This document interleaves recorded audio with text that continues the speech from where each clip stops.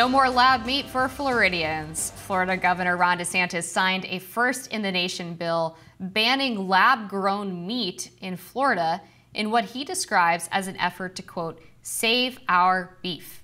I recognize the threats that we're seeing from some of these elites throughout the world in places like Davos. I understand that they've put a target on the back of agriculture as being somehow driving all these problems. And in the state of Florida, we've put down the marker very clearly.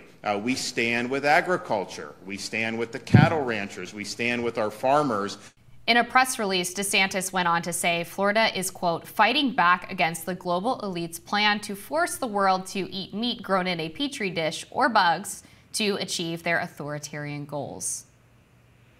Similar to efforts to ban lab-grown meat are underway in Alabama, Arizona, and Tennessee. The process of making cultivated meat involves extracting cells from an animal which are then fed with nutrients. The end product is genetically indistinguishable from traditionally produced meat. Studies have suggested that cutting down on meat from cows and other animals can cut carbon emissions and water usage and free up land for nature. Disappointed that Governor Ron DeSantis, should we introduce this tweet? Should I say tweet from Good Meat? Oh my God, that rhymed. I think so. So we have a tweet from Good Meat. They said, disappointed that Governor Ron DeSantis has signed into law the criminalization of cultivated meat in Florida.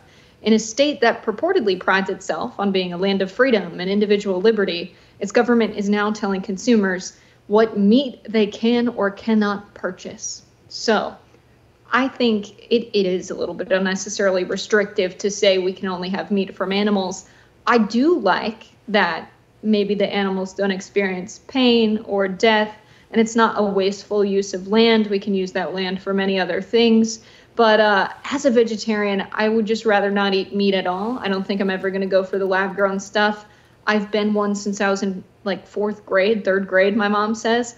And I just went up to her and I was making the mental connection, like a burger's a cow and bacon's a pig. And I was like, I don't think I want to eat that. And of course, she thinks, maybe it's a phase, but I still haven't eaten meat. And at this point, it still grosses me out, the idea of eating lab-grown meat.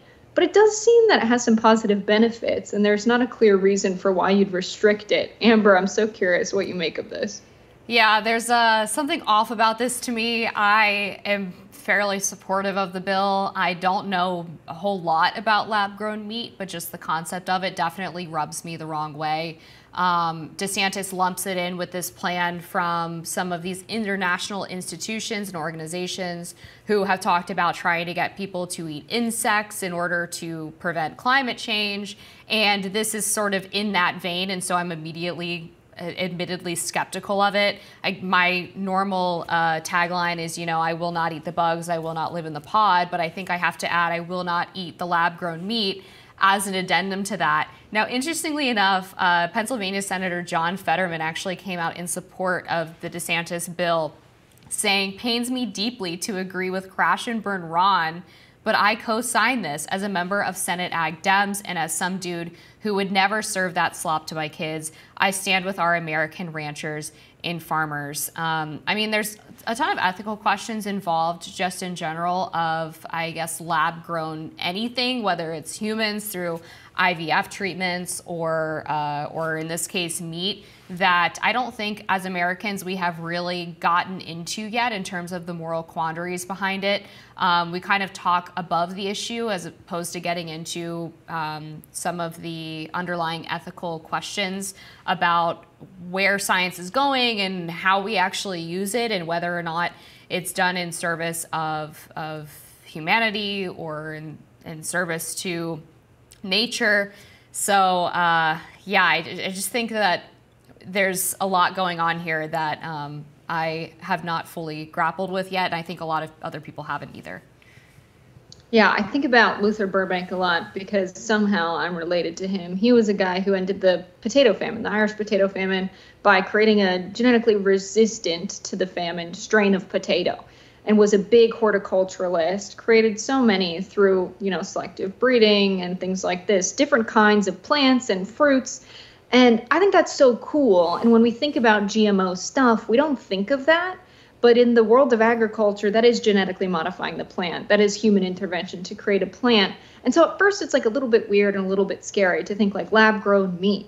But a lot of our food is made in a way that starts in a lab, right? He very carefully decided to selectively breed these plants through a scientific process, then fed them nutrients, then we get plants. It's not so different from the lab-grown meat process. And I think what's going on here is we have a very powerful, lobbying industry around food in the United States.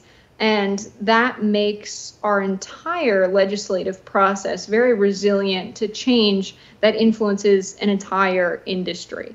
But as the world changes and grows, industry is going to need to change to reflect that. We've seen industries die as technological advancements happen. Are we going to say, what about the American block printers? What are we going to do with them in the age of digital? No.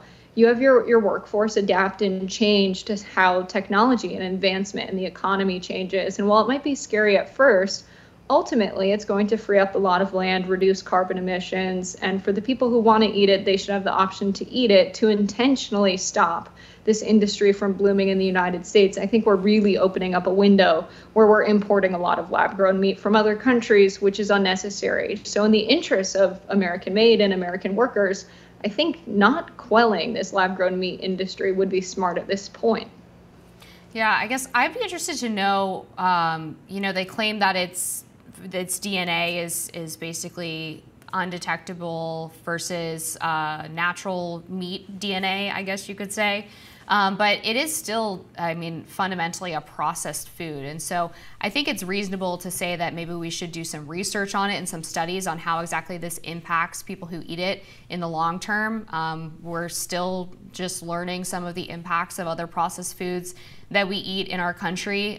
We were talking in another segment, of course, today about the potential link between the gynecological cancers becoming more common in young people and our diets. And so I'm very hesitant to then say, let's introduce this lab-grown product that we don't know a whole lot about for the sake of climate change. And, it is an interesting point you raise about industries and protectionism. I'm definitely more on the protectionist side. There's obviously a case-by-case basis that needs to be talked about, but I think for the most part, farming is a really important, obviously, industry in the United States, and I don't want to put a bunch of cattle ranchers out of business.